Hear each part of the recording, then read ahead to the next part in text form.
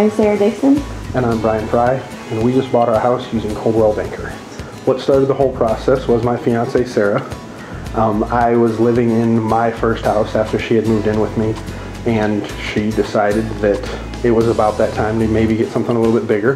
The house that I moved into originally was my first home, and I didn't know how the whole process went. I bought the house during the upswing in real estate 6 years ago and was afraid of what I was going to be able to get out of the house, whether or not I was upside down on it, and Greg took the time to answer all of my small mundane questions and walked me through everything, and I would recommend him to anyone that is looking for an honest, straightforward realtor that's going to have their best interest in mind.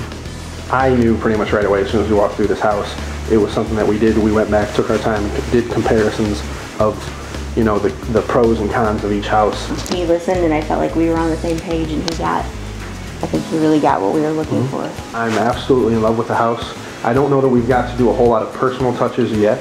We're kind of in limbo. We've got some stuff on order and things like that, and so we're just working on kind of making it our own now. But and then I can start the fun stuff. Yes.